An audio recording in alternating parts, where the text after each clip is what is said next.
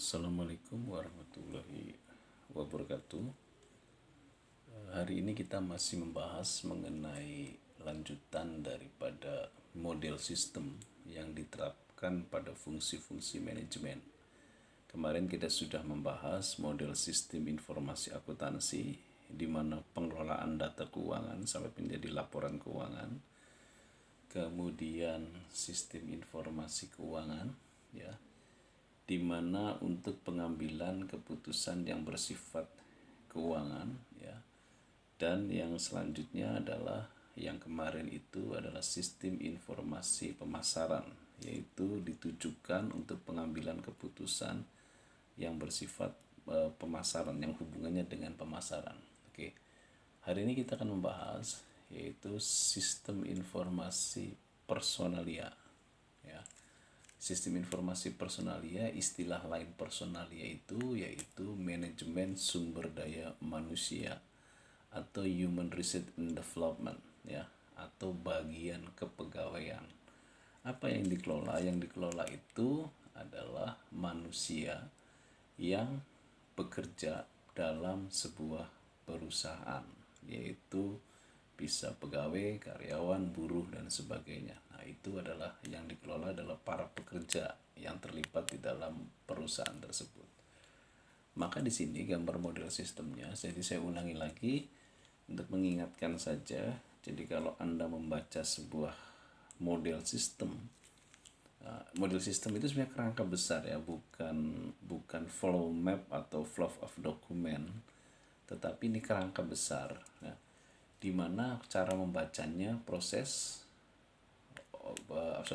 input, maksudnya proses, output, dan untuk siapa informasi tersebut yang disebut dengan user atau pemakai, ya. Nah, sebelum kita akan membahas keseluruhan ini, kita akan membahas yaitu siapa pemakainya. Saya dari belakang, ya. Jadi pemakainya jelas adalah manajer sumber daya manusia. Manajer sumber daya manusia itu membutuhkan keputusan seperti misalkan yang pertama, subsistem perencanaan angkatan kerja. Di dalam ini informasinya yaitu tentang berapa tenaga kerja yang dibutuhkan oleh perusahaan.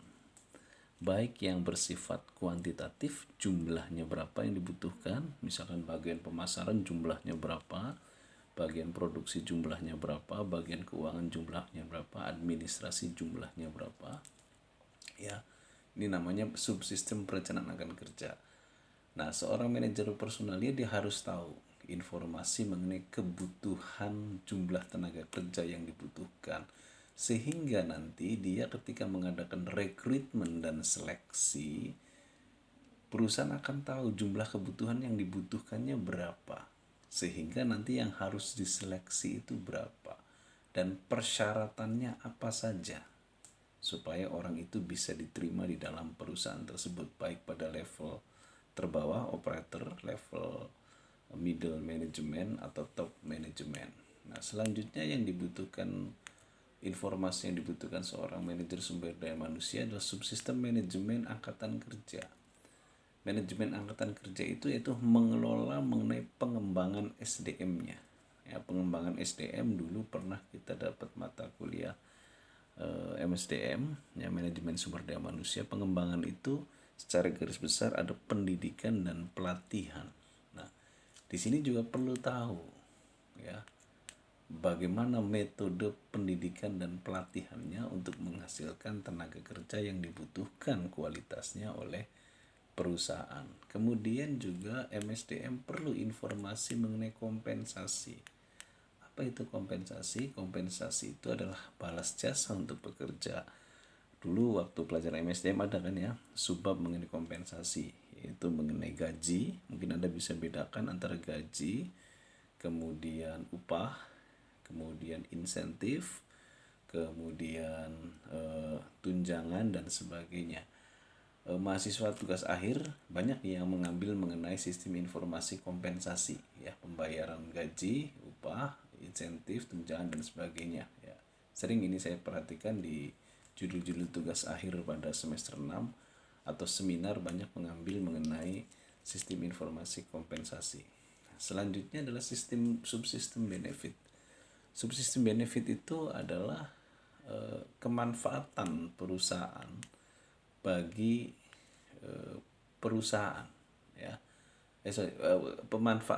Kemanfaatan perusahaan di tengah masyarakat. Misal kita mendirikan sebuah perusahaan, tentu kita juga harus memikirkan bagaimana keterserapan, ya, tenaga kerja di tengah masyarakat tersebut. Sebab kalau kita mendirikan perusahaan di tengah masyarakat, tak ada satupun tenaga kerja yang kita rekrut dari masyarakat itu, maka ini juga bisa menjadi problem bagi keberlangsungan perusahaan. Nah, di sini seorang pemakai atau MSDM juga membutuhkan yang namanya subsistem pelaporan lingkungan, ya. Pelaporan lingkungan itu ada hal-hal yang mesti kita laporkan, misalkan ke pemerintah, misalkan mengenai jaminan sosial tenaga kerja, kemudian masalah UMR, ya, kemudian masalah hak-hak buruh dan sebagainya. Nah, ini adalah subsistem pelaporan lingkungan, di mana kita juga harus ada beberapa yang harus dilaporkan ke pemerintah mengenai data-data tenaga kerja kita dengan kompensasinya. Nah, tentu untuk memperoleh informasi ini itu kita harus, kalau berbasis IT, kita harus harus ada database tersimpan di sini, ya. Nah, data-data untuk misalkan perencanaan angkatan kerja, ya, berapa jumlah yang dibutuhkan, ini ada di database. Bagaimana sistem rekrutmen dan persyaratan tenaga kerja, ada di database datanya.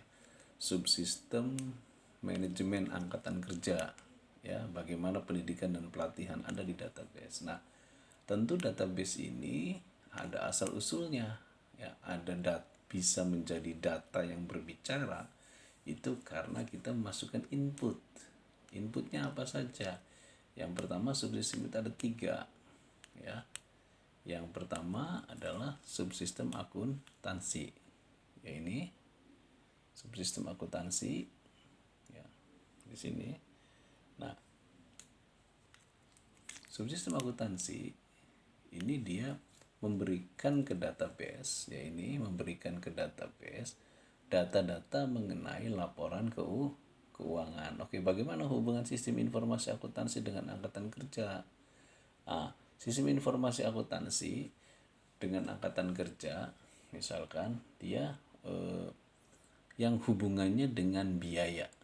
Misal begini, perusahaan memiliki biaya minimal untuk penambahan tenaga kerja baru, misalkan sebesar per bulan 150 juta untuk tenaga kerja baru total, ya. Nah, maka tidak tidak anggarannya, ya, untuk ketika kita merencanakan tenaga kerja baru ini.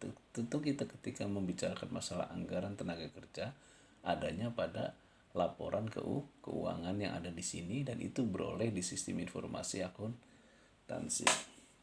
Terus bagaimana sistem informasi akuntansi dengan rekrutmen? Jelas, ketika kita merekrutmen, kita menyeleksi, kita membutuhkan dana, yaitu dana mengenai seleksi dan rekrutmen.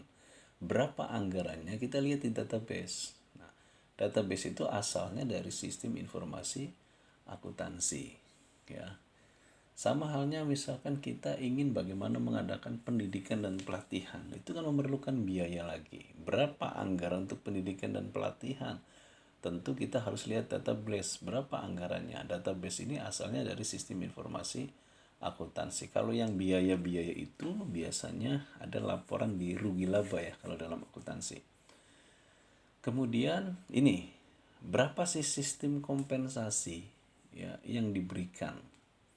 Mulai dari gaji, tunjangan, upah, insentif, dan sebagainya. Di sini ada anggarannya, adanya pada sistem informasi akuntansi, ya. Nah, jadi ini adalah yang hubungannya dengan sistem informasi akuntansi tadi. Tentu ketika 4 keputusan ini membutuhkan database, ya, sumber informasi atau sumber data yang beroleh dari sini. Nah, kemudian bagaimana dengan subsistem informasi penelitian personalia? Ini lebih Kalau pemasaran kemarin itu yang diteliti adalah konsumennya, selera konsumen, kebutuhan konsumen, permintaan konsumen. Tapi kalau ini adalah yang diteliti adalah personalianya. Kita bisa lihat di sini ya. Nah, ini personalianya. Ya, kedua, sorry. Ya, ini subsistem informasi penelitian personalia, data tentang penelitian promosi jabatan, job evaluasi, job analisis, serta penelitian keluhan aspirasi pegawai. Nah, jadi di sini mengenai informasi mengenai job analisis. Saya ulangi lagi, sebetulnya ini pada semester 3 ya MSDM. Jadi perusahaan itu harus punya perencanaan yang namanya job analisis. Di dalam job analisis itu ada dua, yaitu job description, uraian pekerjaannya, dan job spesifikasi, orang yang dibutuhkannya bagaimana. Nah, informasinya ada di sini mengenai job analisis, ya. Job analisis itu informasinya ada di sini. Nah, jadi di sini ketika kita membutuhkan berapa jumlah tenaga kerja, ya, maka kita akan bisa mengetahui dari job analisisnya. Misal job spesifikasi, misalkan untuk menjadi seorang administrasi minimal D3 komputer misalkan, misal ini ya. Nah, maka di sini harus ada penelitian dari job analisis ini berapa yang dibutuhkan D3 komputer tadi, sehingga nanti bisa ditentukan berapa jumlah kebutuhannya. Juga sama subsistem informasi, penelitian job analisis tadi hubungannya dengan rekrutmen jelas. Di sini bagaimana sih persyaratan yang dibutuhkan oleh perusahaan, persyaratan minimalnya, maka data subsistem minimal persyaratan ini ada di database. Ngambilnya dari mana? Dari subsistem penelitian personalia. Nah, juga subsistem mengenai pengembangan SDM melalui pendidikan dan pelatihan yang ini. Ya, melalui pendidikan dan pelatihan tentu adalah bagaimana kebutuhan tenaga kerja, ya. Maka pendidikan dan pelatihan disesuaikan dengan kebutuhan tenaga kerja. Misal di dalam supermarket misalkan dibutuhkan kasir, ya. Nah, bagaimana sistem pelatihan kasir ini? Nah, maka di sini di dalam sistem informasi penelitian ini bagaimana standar minimal seorang kasir, sehingga nanti standar minimal seorang kasir ini bisa diajarkan di dalam pendidikan dan pelatihan, yaitu subsistem manajemen angkatan kerja. Nah, selanjutnya sistem kompensasi juga perlu di sini hubungannya dengan ini, ya. Apa hubungannya dengan job analisis? Kompensasi itu kan diurutkan berdasarkan jabatan, ya. Berdasarkan jabatan. Kalau gaji itu berdasarkan jabatan, tunjangan juga bisa berdasarkan jabatan. Kita bahas ini ya, kompensasi. Terus kemudian kalau insentif itu berdasarkan prestasi dia. Kalau upah itu berdasarkan jam kerja dia. Tentu ketika menyusun kompensasi dia harus tahu jabatan orang tersebut. Maka adanya database jabatan, terus kemudian prestasi kerja dan sebagainya adanya di sini, subsistem informasi penelitian informasi. Jadi misalkan begini, perusahaan ingin memberikan insentif prestasi. Prestasi bagaimana sih yang diperoleh seorang pekerja? Maka dia harus cari di sini database, yaitu pada subsistem penelitian personalia. Nah, itu. Terus kemudian subsistem benefit, ya. Subsistem benefit itu bagaimana sih manfaat perusahaan terhadap benefit itu artinya manfaat sebetulnya. Manfaat perusahaan untuk masyarakat sekitar. Misal manfaat perusahaan untuk masyarakat sekitar, satu misalkan penyerapan tenaga kerja masyarakat sekitar. Kemudian juga misalkan membangun relasi bisnis ya dengan masyarakat sekitar, atau kalau zaman sekarang ada, kalau perusahaan besar biasanya memberikan CSR ya. Dana-dana CSR itu untuk sebetulnya untuk benefit sistem lingkungan ini ya, benefit ini untuk masyarakat. Nah, tentu bagaimana perusahaan harus memiliki manfaat? Tentu di sini harus subsistem intelijen personalia. Subsistem intelijen personalia itu harus tahu kondisi masyarakat, ya. Berapa tingkat pendidikan masyarakat di sekitar perusahaan. Karena pendidikan juga sangat perlu ya. Karena perusahaan memiliki minimal pendidikan untuk masuk ke perusahaan tersebut. Maka di sini ada subsistem intelijen personalia. Ini sama dengan keuangan, sama dengan pemasaran. Intelijen itu adalah tujuannya untuk mencari data-data eksternal, ya, untuk mencari data-data eksternal. Termasuk di sini subsistem pelaporan lingkungan, ya. Nah, misalkan kita ingin melaporkan ke pemerintah mengenai UMR, tunjangan, tunjangan jam sostek, kesehatan dan sebagainya. Nah, ini dia juga harus tahu nih sistem intelijen personalia mengenai misalkan undang-undang yang terbaru, misalkan mengenai UMR. Yang lagi rame itu sekarang mengenai cipta kerja kan gitu ya. Terus kemudian undang-undang mengenai apa namanya? Undang-undang mengenai hak-hak buruh dan sebagainya misalkan. Nah, ini yang lebih tahu siapa? Intelijen personalia, ya. Nah, intelijen personalia ini dia harus lebih tahu dan datanya harus masuk sini semua. Jadi ketika kita subsistem pelaporan lingkungan, ya, data-data kita diberikan ke pemerintah mengenai jumlah tenaga kerja, upah minimum, kita sudah siap, ya. Makanya perusahaan harus tahu undang-undang terbaru yang mengatur ketenaga kerjaan. Siapa itu database? Tentu ngambil database. Database itu inputnya apa mengenai peraturan-peraturan pemerintah? Adanya pada subsistem informasi intelijen personalia. Nah, jadi saya ulangi lagi, cara membaca model sistem itu, siapa pemakainya, ya. Dia harus mengeluarkan keputusan apa, maka ini keputusannya. Ini sebetulnya kalau ini sebenarnya dalam bentuk informasi nih.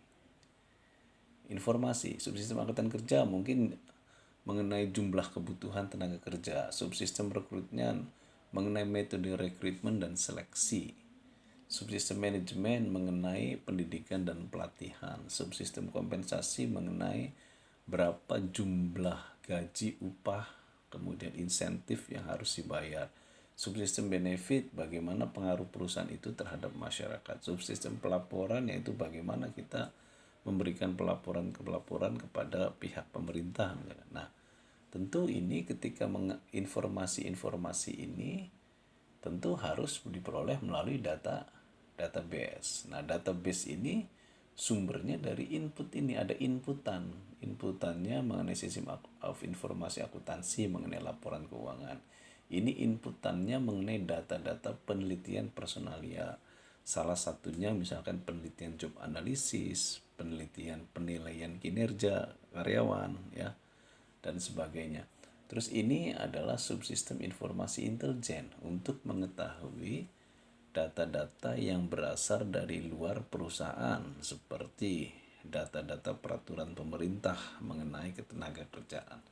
Jadi di sini saya ulangi lagi, intinya sistem informasi manajemen itu bagaimana IT memberikan informasi kepada para pemakainya. Jadi kalau informasi itu nyambung untuk pemakainya, maka disebut dengan relevan. Nah, kan gitu. Makanya kualitas informasi 3. Yang pertama adalah harus akurat, data dengan fakta sama. Yang kedua adalah up to date, terbaru datanya. Dan yang ketiga adalah relevan, kepada siapa informasi itu harus disampaikan. Nah, jadi di sini penjelasan daripada gambar model sistem informasi personalia. Nah, ini penjelasannya ya. Ini penjelasannya. Tadi sudah saya jelaskan di sini, tinggal Anda nanti baca saja. Saya yakin kadang-kadang Anda tidak mengerti kalau tidak saya jelaskan dulu. Makanya mudah-mudahan setelah saya jelaskan, ketika Anda membaca tulisan ininya, uraiannya, maka Anda mengerti. Nah, mungkin itu saja dulu mata kuliah MSDM yang terakhir pra UTS ya. Jadi nanti untuk bahan UTS itu adalah, saya ulangi lagi, ini kisi-kisinya. Ya, ini kisi-kisinya. Ya, ini. Oke, kita lihat di sini materi kuliahnya. Yang pertama kisi-kisinya ruang lingkup dan definisi sistem informasi manajemen. Kebutuhan akan sistem di era mutakhir, ini bab 1 semua. Kemudian bab 2 ya. Jadi intinya kita sampai di sini ya. Nih, saya ini kan ya, saya blok ya. Ya, ini. Jadi ini yang saya blok ini adalah bahan untuk materi ujian tengah semester. Ya, saya ulangi lagi. Ini bahan ujian untuk tengah semester. Ya, itu. Jadi sampai tadi ya, sampai fungsi manajemen. Oke, sampai ketemu lagi di UTS. Nah, pasca UTS nanti kita bisa ketemu lagi. Nanti untuk pasca UTS kita lihat tergantung daripada peraturan pemerintah yang mengenai COVID ini. Kalau seandainya peraturan pemerintahnya kita masih menggunakan daring, maka kita sebagian besar daring, tapi ada juga nanti jadwal tatap mukanya. Sampai di sini dulu materi hari ini. Wabillahi taufiq wa hidayah. Wassalamualaikum warahmatullahi wabarakatuh.